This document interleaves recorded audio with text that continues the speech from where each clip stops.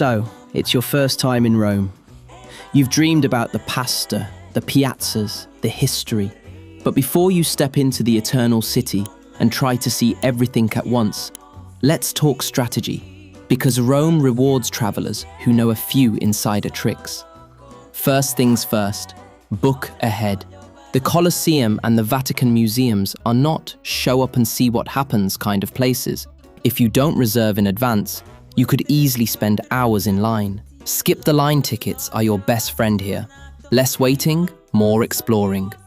And if you're choosing between the two to prioritize booking early, the Vatican museums tend to sell out faster. When you visit the Colosseum, pair it with the Roman Forum and Palatine Hill. They're right next to each other and often included on the same ticket. Go early in the morning or later in the afternoon for fewer crowds and softer light. And wear proper shoes. Rome's cobblestones and ancient ruins are charming and absolutely unforgiving.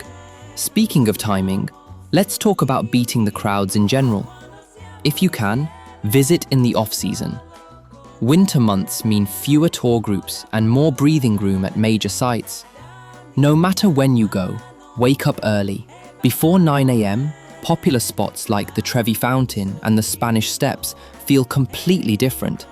Calmer, quieter, almost magical. The same goes for evenings. After sunset, many landmarks empty out and the city glows. Transportation. Rome looks huge on a map, but most major sites are surprisingly walkable. You don't need to rely on taxis to get everywhere. In fact, walking is part of the experience. You'll pass fountains you didn't plan to see, stumble into quiet piazzas, and find tiny bakeries that smell like heaven. Just build extra time into your day so you're not rushing. Coffee culture is another thing first-timers often get wrong. Cappuccino is for mornings. After lunch, switch to espresso if you want to blend in. And if you sit down at a cafe, you'll pay more than if you stand at the bar. That's not a tourist trap. It's just how it works. Stand, sip, and go. When visiting churches, including St. Peter's Basilica, dress appropriately. Shoulders and knees should be covered.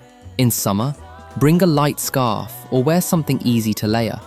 It'll save you from being turned away at the entrance. At the Pantheon, take a moment to pause. Don't just snap a photo and leave.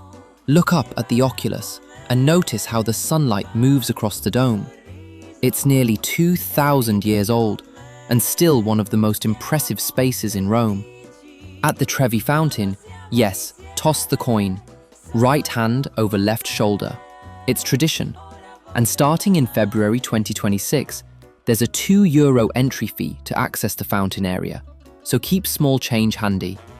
If you want a more relaxed experience, go early or late. Midday is peak crowd time. Hungry? Head to Trastevere. It's lively, full of trattorias, and perfect for a long dinner. But remember, Romans eat late. Dinner usually starts around 8 p.m. or even later. Lean into it. Take your time. One last practical tip. Carry some cash for small purchases and entrance fees. Double-check opening hours before you go.